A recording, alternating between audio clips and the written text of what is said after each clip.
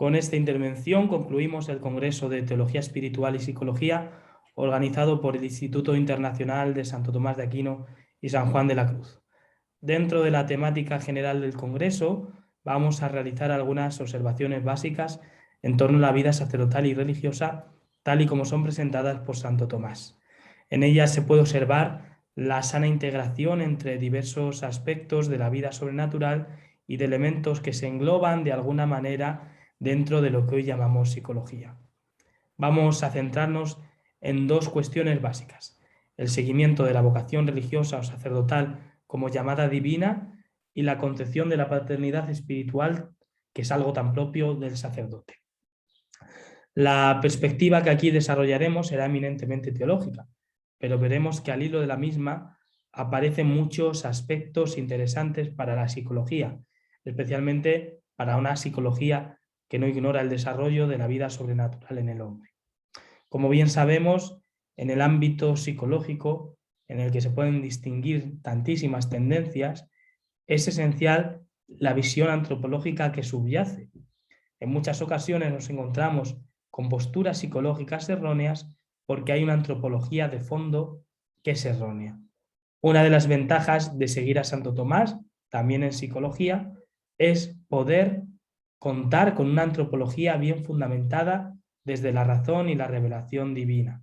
Pensemos, por ejemplo, en toda la segunda parte de la Suma, que tanto puede aportar a la psicología. Además, Santo Tomás recoge una multitud de observaciones en torno al hombre, tomadas de la filosofía clásica y de los padres, acerca de las cuales reflexiona agudamente, descendiendo en muchas ocasiones a lo particular de las personas, cosa que busca también la psicología. Comenzamos ya hablando de la vocación sacerdotal o religiosa. Podemos partir de algunos textos de Santo Tomás. Uno de ellos está tomado del Contrarretraentes y dice así: cuando el hombre es movido por el instinto del Espíritu Santo a entrar en religión, no le está permitido dar largas para requerir consejo, sino que ese hombre debe seguir de inmediato el impulso del Espíritu Santo. En otro texto, en este caso de la Summa, hablando de los consejos evangélicos, algo propio de la vida religiosa, Santo Tomás dice: estos consejos de suyo son útiles a todos, pero ocurre que por indisposición de algunos a esos no les conviene, no sintiendo su afecto inclinado a ellos. Y por eso el Señor, al proponer los consejos evangélicos, siempre hace mención de la aptitud de los hombres para cumplirlos. Por ejemplo, al dar el consejo de perpetua pobreza en Mateo 19:21, dice antes: si quieres ser perfecto, y luego añade: vende todo lo que tienes, etc. Lo mismo al dar el consejo de perpetua castidad, dijo: hay eunucos que se castraron a sí mismos por el reino de los cielos. Y luego añade: el que pueda practicarlo, hágalo. Y lo mismo San Pablo en 1 Corintios 7:35, después de dar el consejo de virginidad. Dice: lo digo para provecho vuestro, no para tenderos un lazo. En estos textos aparece un elemento que es fundamental para entender el planteamiento vocacional de Santo Tomás, que es la noción de instinto del Espíritu Santo, que puede relacionarse con lo que hoy llamamos vocación, cuando hablamos del seguimiento de la vida religiosa o del sacerdocio. Santo Tomás utiliza con mucha frecuencia el término instinto. Además lo hace con un rango de aplicaciones muy amplio, desde los niveles animales hasta el nivel de la propia sobrenaturalidad, del campo místico. Por ejemplo, al hablar de los dones del Espíritu Santo. Para Santo Tomás, a partir de la forma o determinación que tienen los seres, se sigue una cierta tendencia. Cuando esta tendencia sigue una forma que no es la propia, sino una forma aprendida por el conocimiento, nos encontramos en la línea del instinto. Los animales, que son capaces de conocimiento a partir de los datos que les vienen del exterior y de su propia forma, tienen una cierta respuesta a la realidad. Ese es el instinto, la tendencia que sigue a la forma propia de cada animal ante la presencia de una serie de elementos que vienen del exterior. Se trata de algo que está en relación con el dinamismo y con la forma, como vemos, elementos fundamentales de la explicación de la naturaleza para Santo Tomás. De este modo, se entiende que al hablar distintos entran en juego el conocimiento y el apetito. También en el hombre se dan instintos. Es bien conocido que Santo Tomás hace suya la noción aristotélica del hombre como animal racional. Luego sigue siendo animal. Por ello, en él se dan instintos propios de su aspecto material y animal. Ahora bien, Santo Tomás no olvida las características de racionalidad y libertad del hombre que le permiten un cierto control de los mismos. Pero hay que tener en cuenta el principio de que la tendencia es consecuencia de la forma. Dado que en el hombre su forma es el alma racional, Santo Tomás habla también de algunos instintos del hombre en los que está implicada su misma racionalidad. Por eso, no solo en el hombre con su dimensión animal se dan instintos, sino que también se dan con su dimensión racional. Ahora bien, pasamos a otro nivel, a un tercer nivel. Santo Tomás habla de un instinto al nivel sobrenatural, que es el instinto divino. En la medida en que está presente una naturaleza, hay una serie de tendencias naturales. Cuando se recibe un enriquecimiento tan alto como es el sobrenatural, es perfectamente lógico que aparezcan también a ese nivel los instintos. Si en el campo natural el instinto tiene que ver con el movimiento que sigue a una determinada forma, sea poseída por naturaleza, sea adquirida, cuando nos encontramos ante una serie de perfecciones sobrenaturales que existen como formas accidentales que hacen participar de modo especial de la naturaleza divina, también aparecerán de nuevo los instintos a ese nivel. Igual que existe en el hombre un instinto natural procedente de su naturaleza, puede darse en él un instinto sobrenatural procedente de Dios. El instinto natural inclina al hombre a aquello que le es natural o correspondiente por naturaleza. El instinto de Dios le inclina a las cosas sobrenaturales, a las cosas de Dios. Este instinto respeta la propia naturaleza del hombre, como lo hace también el instinto natural. Pues no olvidemos que se inserta en el hombre tal y como es. El instinto natural inclina al hombre y al animal a aquello que le es natural, pero el animal sigue esa inclinación de manera necesaria y el hombre no, aunque hay aspectos del instinto natural, como buscar la felicidad en general, que el hombre no puede no seguir. Así es también el instinto divino. Inclina al hombre hacia las cosas de Dios, pudiendo el hombre seguir o no dicha inclinación, pues tiene libre albedrío. Por lo tanto, lo que hace Santo Tomás es construir la noción de instinto divino de manera análoga al instinto natural que se da en el hombre, ya sea por su dimensión animal, ya sea por su dimensión racional. Y a partir de esa noción podemos entender cómo se da la vocación a nivel sobrenatural, como una cierta inclinación, como una cierta tendencia a aquello que Dios propone, a la vida religiosa o al sacerdocio. El planteamiento de Santo Tomás acerca de la vocación es muy sencillo, simplemente se trata de una tendencia que Dios pone en el hombre.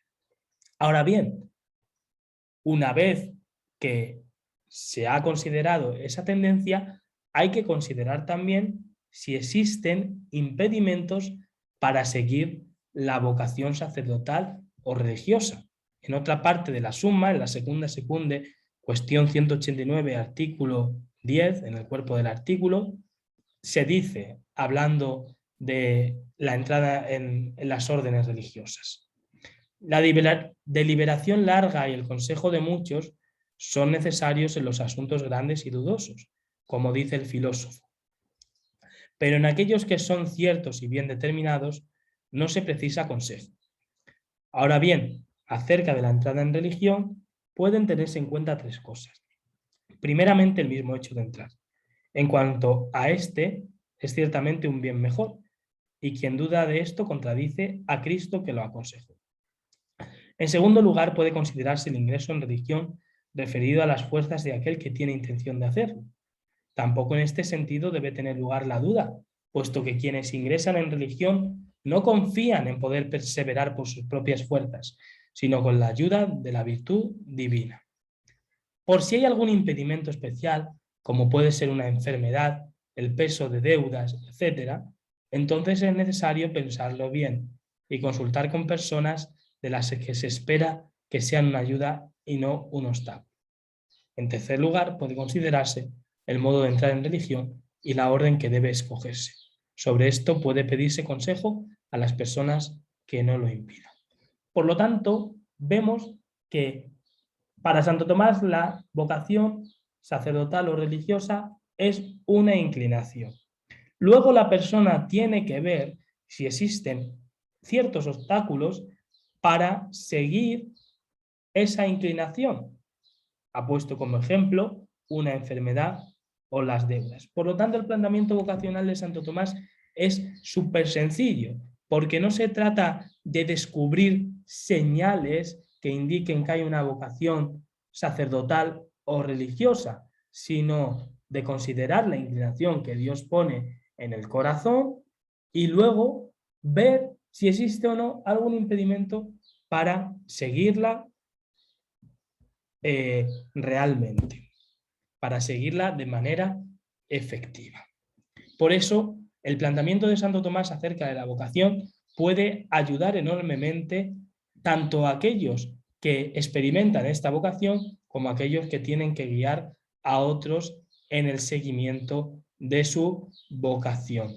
Se trata de un planteamiento que tiene de fondo una antropología firme y una noción de instinto muy bien pensada, muy bien meditada, que se construye desde los aspectos puramente animales, a nivel sensible, hasta llegar a desarrollar una noción de instinto divino, sobrenatural.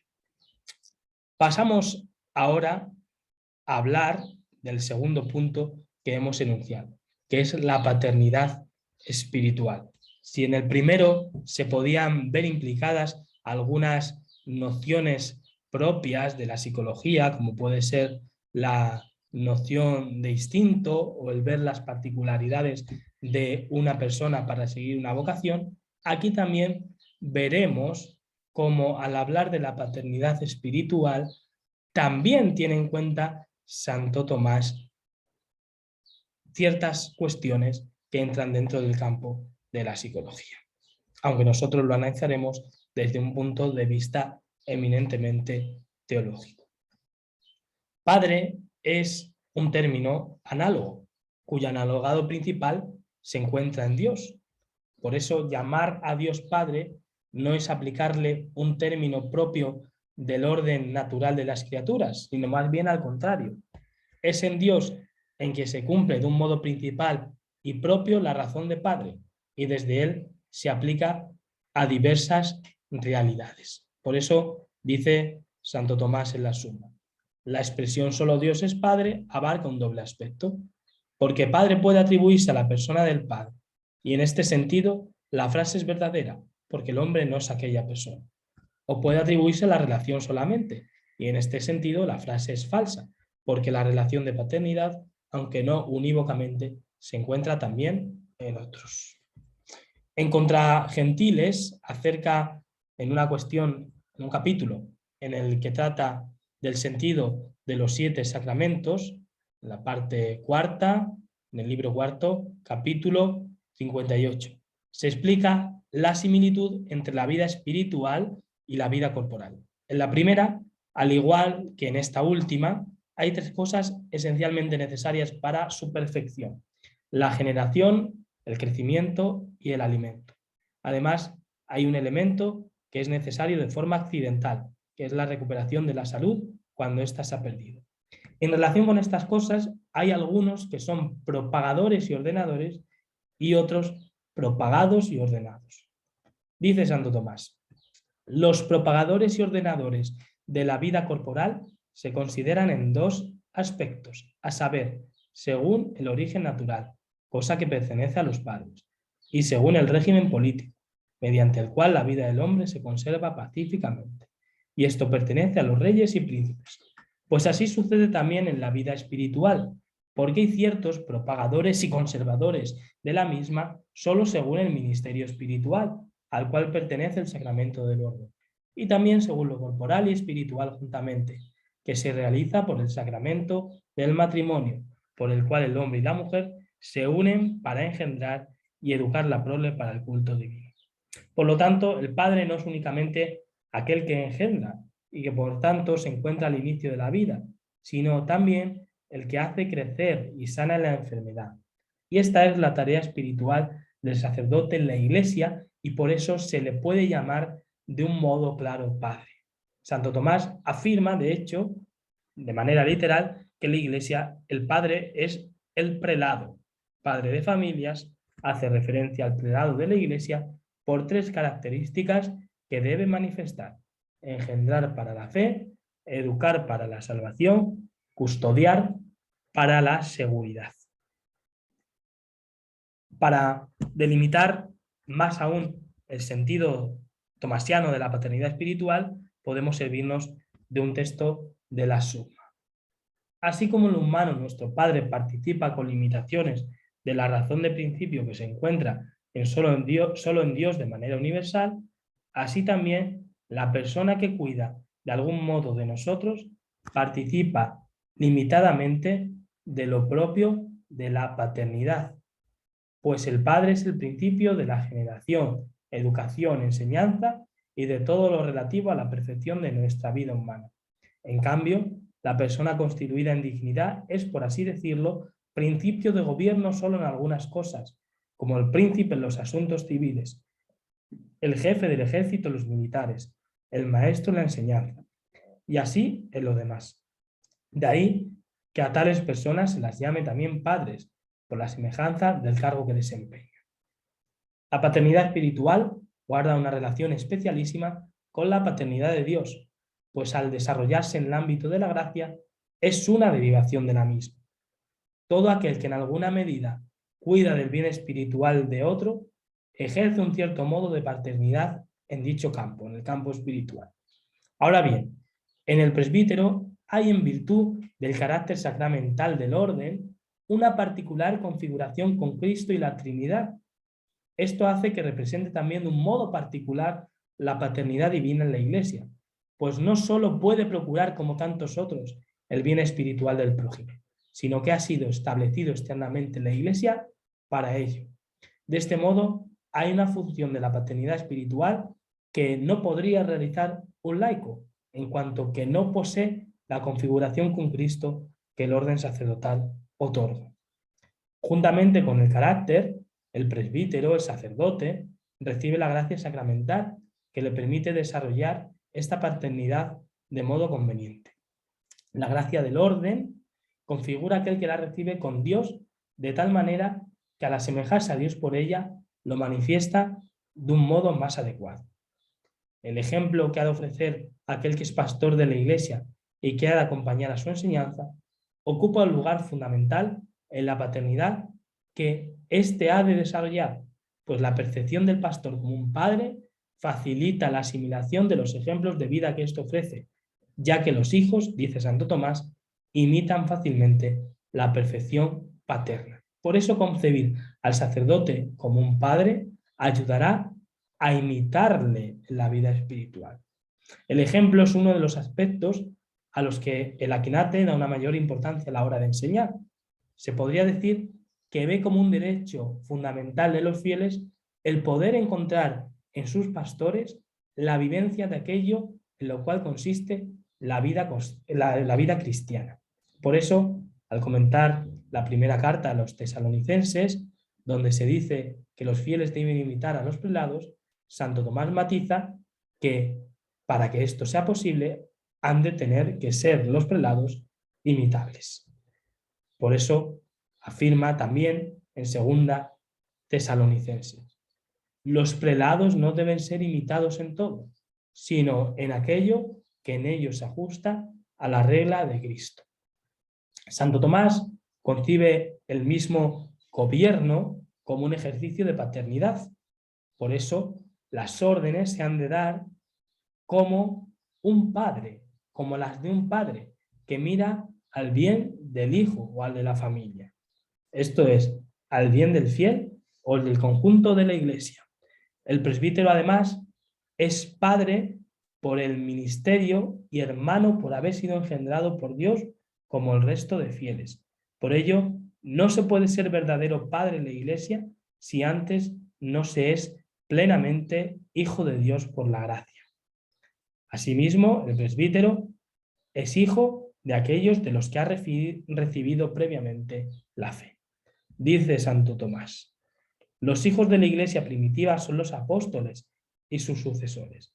Se dicen hijos los que nacieron para la iglesia por la enseñanza de Cristo su esposo, y otros por la enseñanza de los apóstoles, y otros hijos por la de otros predicadores. Y así no es inconveniente que los padres coincidan con los hijos, porque los mismos apóstoles son padres aquellos por quienes han sido convertidos.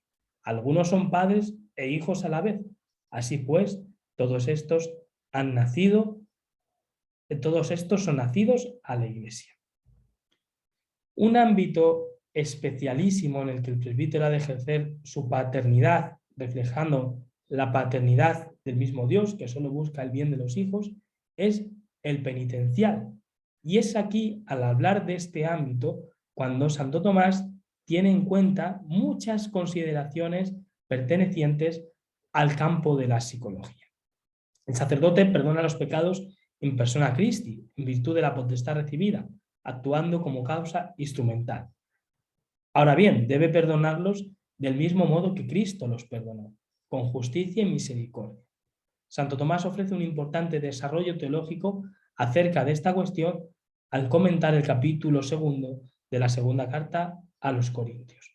En la exposición que hace Santo Tomás se puede ver cómo el fin del ministro ha de ser en todo momento apartar al pecador del pecado y de la condenación que éste conlleva, haciendo que odie dicho pecado y ame la justicia. Y este es el sentido de la penitencia que se impone y de la suavidad con la que el sacerdote debe tratar al pecador. Pues, dice Santo Tomás, mejor es conservar un espíritu de suavidad al corregir, para que de la penitencia se siga el fruto de la corrección, que si es corregido más duramente el pecador, el que peca también desespere y sea inmerso en pecados mayores. En este mismo sentido, Santo Tomás hace esta advertencia, insiste en ello.